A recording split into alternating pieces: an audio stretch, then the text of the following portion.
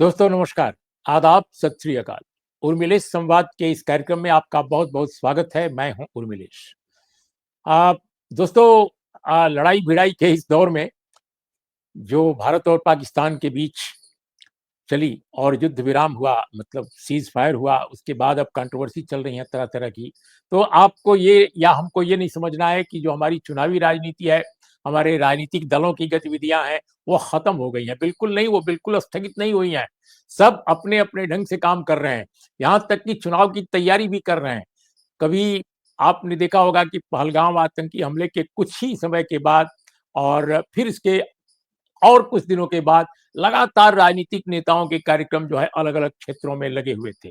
और देख दोस्तों, आज एक बहुत महत्वपूर्ण पार्टी हमारे देश की, खासकर जो सबाल्टर्न समूहों में काफ़ी लोकप्रिय एक दौर में रही है, अब तो उतनी खैर नहीं है, वो बहुजन समाज पार्टी, जो बहुजन नाम ही उसका है, जो इस देश के दलित, इस देश के जो सबाल्टर्न समूह हैं, उनके बीच में काफ़ी उसकी लोकप्रियता हिंदी क्षेत्र में रही है। तो आज उसने भी अपनी गतिविधियों को काफ़ी तेज़ किया है और ऑल ऑफ सडन सुप्रीमो जो उसकी हैं बीएसपी की, मायावती जी, उन्होंने अपने प्यारे भतीजे आकाश आनंद, जिसको वो कभी-कभी घुड़की भी लगाती हैं। घुड़की हमारे ईस्टर्न यूपी में कहा जाता है डाँट-फटकार को। पता नहीं पश्चिम उत्तर प्रदेश में क्या कहा जाता है जहाँ से मायावती जी आती हैं। तो हमारे यहाँ ईस्टर्न यूपी में घुड़की कहा जाता है। तो घुड़ उनको आकाश आनंद को जब चाहे तब घुड़की दे देती थीं। कभी उनको पद से नीचे कर देती थीं, कभी वो कहती थीं कि उत्तराधिकारी अब ये नहीं रहेंगे। लेकिन अभी मायावती जी ने उनको फिर से बहाल कर दिया और वो लगभग कहा जा सकता है कि पार्टी में नंबर 2 हैं आज की तारीख में। उनको national coordinator, chief national coordinator बना करके मायावती जी ने आज स्थापित किया अपनी पार्टी में। आज ही के दिन, कुछ ही देर पहले, जब मैं आपसे बात कर रहा हूँ।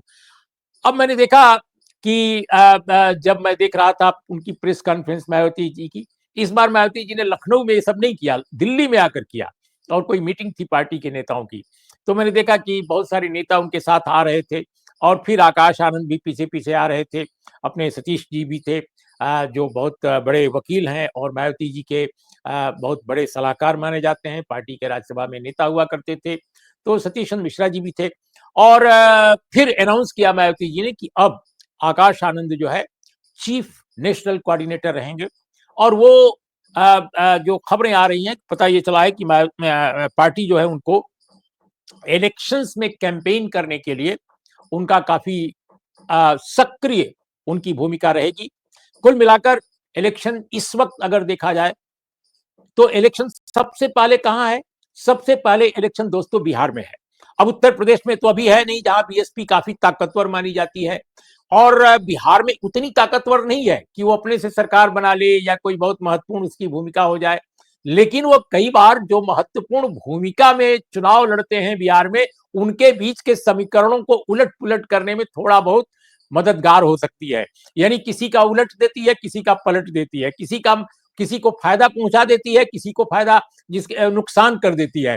तो जो जो बीएसपी जैसी पार्टियां बिहार में हैं, उनकी भूमिका कुल मिलाकर यही रहती है। अब देखिए, आपको बताऊं, 2020 के चुनाव में मायावती जी की पार्टी बीएसपी ने बिहार में जब चुनाव लड़ा तो कुल 78 सीटों पर चुनाव लड़ा, 78 सीटों पर चुनाव लड़ा। सीटों के हिसाब से ठीक ठाक था, लेकिन सीट कितनी मिली? एक सीट मिली। परसेंटेज ऑफ वोट कितना मिला? 2% से भी नीचे मिला, 1 पॉइंट समथिंग। लेकिन दोस्तों, उनके उम्मीदवारों ने कई स्थानों पर कुछ ऐसे वोट पाए जिससे कि जो प्रतिपक्ष के जो दल हैं आज, उनको घाटा हुआ, क्योंकि दलित वोटों का बंटवारा हो गया, सबाल्टर्न समूह के वोटों का बंटवारा हो गया, कई जगह माइनॉरिटी कम्युनिटी और पिछड़े वर्ग के भी उम्मीदवार उनके थे, उनमें भी बंटवारा हो गया। और इसका माना जाता है, खासकर बिहार की राजनीति के जो प्रेक्षक हैं, जो ऑब्जर्वर हैं, मानते हैं कि बीजेपी को फायदा हुआ। तो ये उस इलेक्शन का मैं सिनेरियो बता रहा हूं। मैं नहीं जानता कि इस इलेक्शन में क्या होगा, लेकिन इस इलेक्शन के लिए ऐसा लगता है कि आकाश आनंद को सबसे उपयुक्त व्यक्ति माना गया है। क्यों माना गया है दोस्तों? अगर मैं इसका बिहार के इलेक्शन से कनेक्ट अगर जोड़ूं, तो मुझे ऐसा लगता है कि बिहार में चूंकि जो दलित पॉपुलेशन है, जो दलित समाज है, और उसमें भी खासकर जो ऐसी प्रमुख जातियां हैं दलित में, जो मायावती जी की पार्टी से उत्तर प्रदेश में काफ़ी जुड़ी रही हैं। हाल के दिनों में तो बिखराव भी हुआ है उनके समर्थकों और उनके वोटरों में, लेकिन एक ज़माने में बहुत ताकत के साथ जुड़ी रही हैं। तो अगर देखा जाए तो उनमें एक आकर्षण मायावती जी का और उनकी पार्टी का उस समाज के वोटों में, उन समर्थकों में रहा है। भले उनको वोट ना दें। क्यों? क्योंकि वहां के लोग ये देखते हैं कि भाई बीजेपी बनाम जेडीयू, आरजेडी और अन्य जो गठबंधन के लोग हैं जिसको महागठबंधन कहा जाता है, उनके और उनके बीच में लड़ाई है तो कौन आगे जाएगा, कौन पीछे जाएगा, और फिर वो अपने इंटरेस्ट के हिसाब से, अपने हितों के हिसाब से वो रणनीति तय करते हैं। लेकिन ऐसा माना जा रहा है कि इस बार भारतीय जनता पार्टी कोशिश में है कि ज्यादा से ज्यादा विपक्ष के वोटों का बिखराव सुनिश्चित करके किसी तरह चुनाव का नतीजा इस प्रकार वो ला दे कि मुख्यमंत्री उसका हो जाए। और अगर ऐसा होता है तो बिहार के इतिहास में पहली बार कोई भाजपाई मुख्यमंत्री बनेगा। अब तक भाजपा का कोई मुख्यमंत्री नहीं बनता रहा है।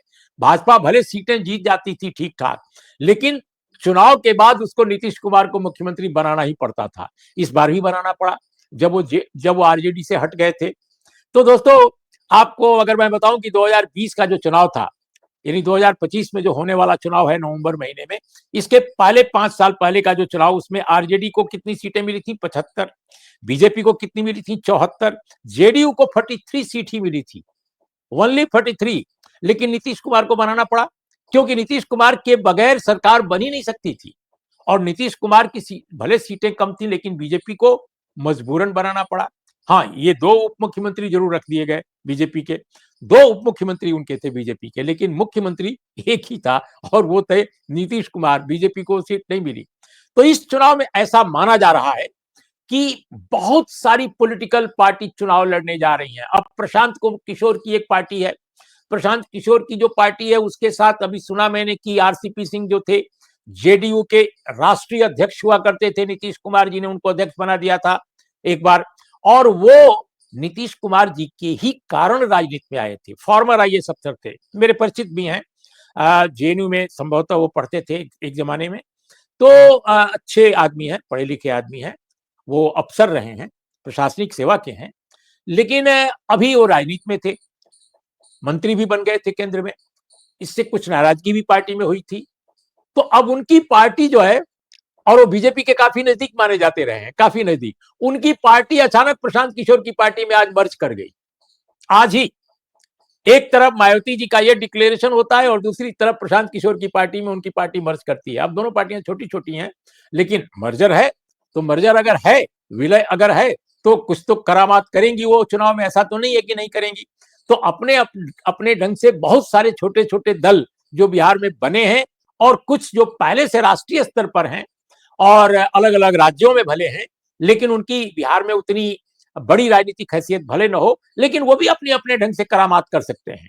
तो ये करामाती दलों का एक पूरा का पूरा समुच्चय बिहार की चुनावी राजनीति में इमर्ज करता नजर आ रहा है।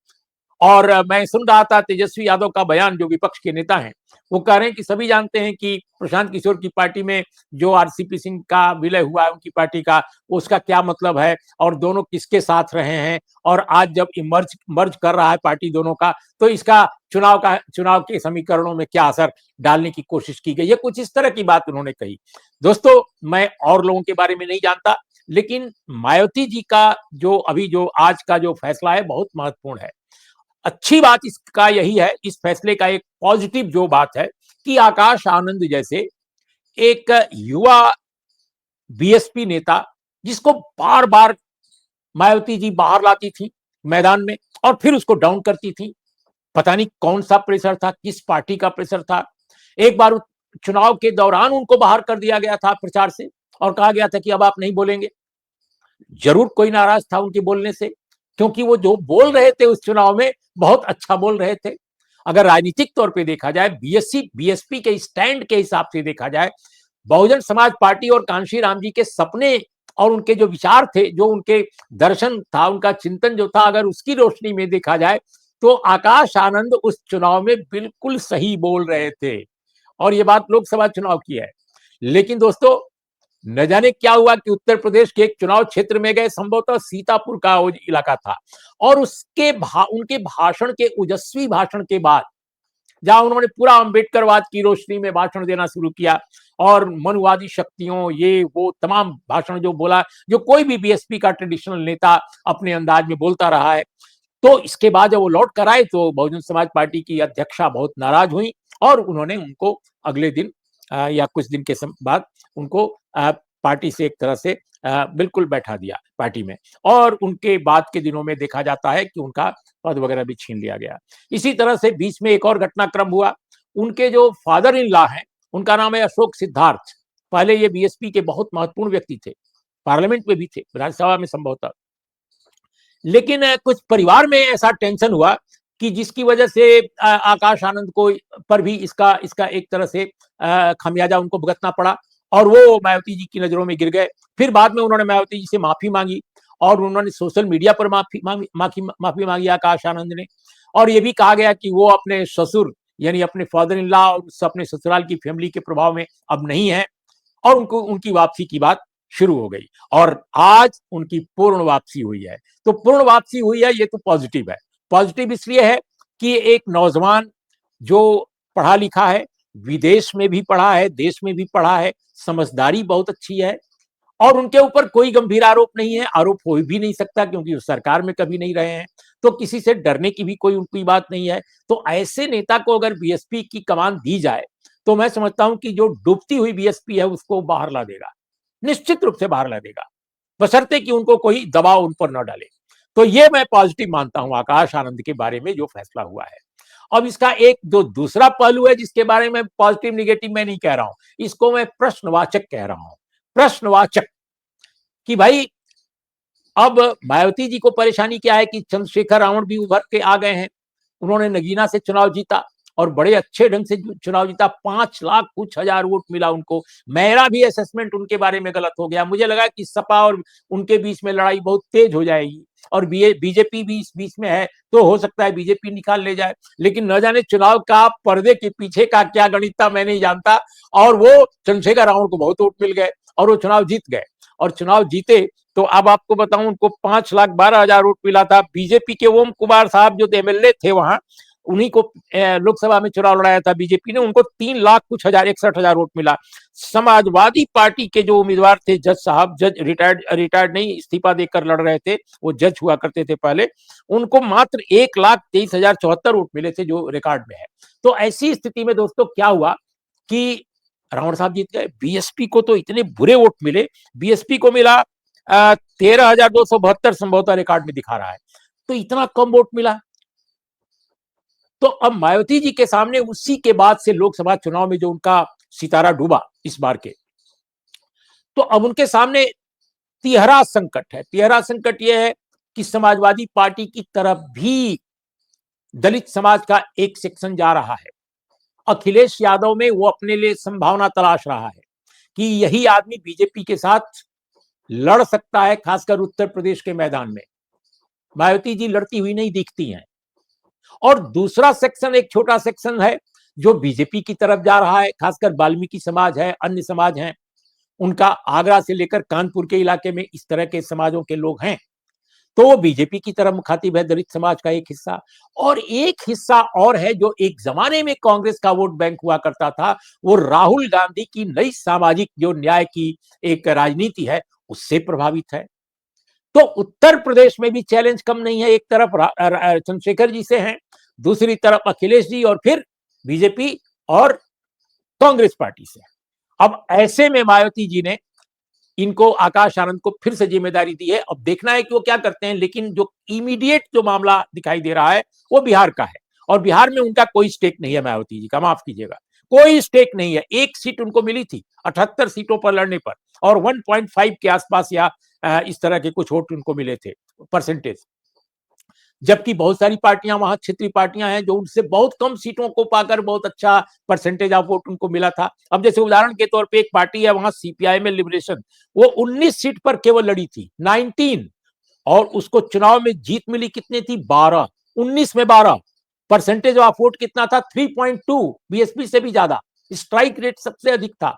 तो ऐसी स्थिति में मेरा यह मानना है कि एक क्षेत्रीय पार्टी के रूप में बीएसपी जो है बिहार के मैदान में रिलेवेंट पार्टी नहीं है आज की तारीख में, लेकिन फिर भी वो चुनाव लड़ रही है और लड़ेगी पिछली बार भी लड़ी थी, इस बार भी लड़ेगी।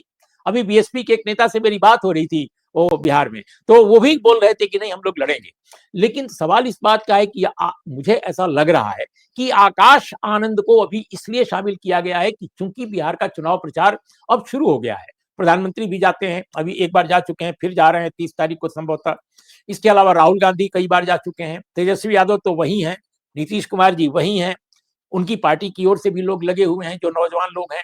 तो बीएसपी की तरफ से भी आकाश आनंद को ऐसा मुझे लग रहा है कि बिहार में लगातार भेजा जाएगा, ताकि दलित समाज के वोटों में जो दूसरे दल, खासकर राहुल गांधी का जो सामाजिक न्याय का जो पॉलिटिकल एक जो उनका प्रभामंडल उभर रहा है, वो देखिए अपनी पार्टी के प्रदेश जो अध्यक्ष हैं कांग्रेस के, उस पद पर भी उन्होंने दलित समाज के राजेश कुमार जी को नियुक्त किया है।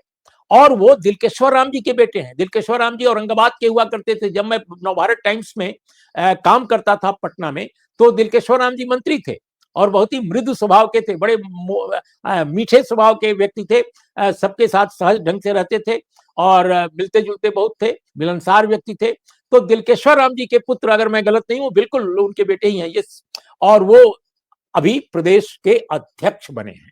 तो ये जो एक मैसेज कांग्रेस देने की कोशिश कर रही है दलित समाज से कि हम न सिर्फ आपकी बात कर रहे हैं, बल्कि आपके यहां से लीडरशिप भी दे रहे हैं। तो ये संकट है बीजेपी के सामने। बीजेपी के सामने संकट है, तो बीजेपी का संकट मोचन कौन करेगा? आप समझ रहे हैं ना? संकट मोचन कौन करेगा?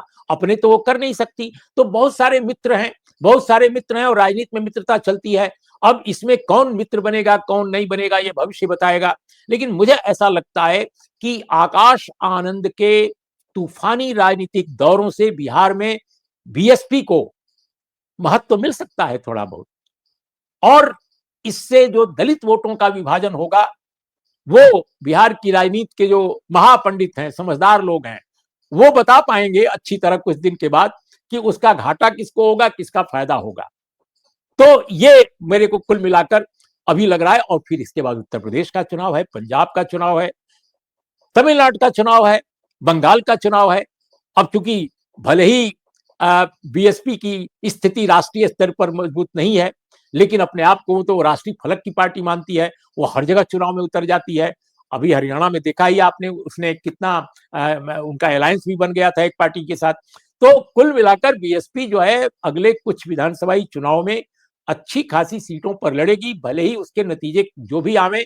और इस तरह से राजनीति में कोई मोल तोल और कोई रिलेवेंस अपनी बनाने की वो कोशिश करेगी कि भाई अलायंस करेगी किसी पार्टी के साथ, मोल तोल करके कि भाई हमारा हमारा हमको इतनी सीट दे दो, हम आपको इतनी सीट छोड़ देते हैं, वगैरह वगैरह। ये सब चलता रहता है भैया हमारे देश की राजनीति में। तो एक अपने आप को रिलेवेंट बनाए रखने के लिए महत्वपूर्ण राजनीतिक नेताओं, राजनीतिक दलों से अपने बेहतर समीकरण बनाए रखने के लिए ऐसा लगता है कि बहुजन समाज पार्टी ने इस बार आकाश आनंद का जो स्टारडम है, उनके अंदर का जो राजनीतिक आकर्षण है, उसका वो एक तरह से उपयोग भी करना चाहेगी। तो देखिए, लेकिन पॉजिटिव इसके जरूर हैं कि उनको महत्व मिला है। आकाश आनंद को बार बार उनको बैठाया जाता था। अब इस बार हम यही कहेंगे मायावती जी से कि आप बीच रास्ते में उनको फिर से मत बैठाइएगा, नौजवान को आने दीजिए। और नौजवान आएगा तो शायद बीएसपी का जो मुरझाया हुआ जो पौधा है, हो सकता है उसमें थोड़ी हरियाली आए। नमस्कार, आदाब, सत श्री अकाल। दोस्तों, आप को नमस्कार, आदाब, सत श्री अकाल के बाद मैं जरूर एक संदेश दूंगा कि आप मेरे चैनल को, जो एक जर्नलिस्ट का चैनल है, आप उसको देखते हैं, पसंद करते हैं, तो सिर्फ आप अपने तक अपनी पसंद को सीमित न रखिए। अपने दोस्तों से कहिए कि ये चैनल है, तथ्यों पर बात होती है, साहस के साथ बात होती है। वे हमारे चैनल को सब्सक्राइब करें, बिल्कुल निःशुल्क। और इसके अलावा शेयर करें अपने दोस्तों में। और सब्सक्राइब के अलावा एक काम और कीजिए, जो घंटी है ना उस पर, उसको दबा दीजिए, बेल को दबाइए।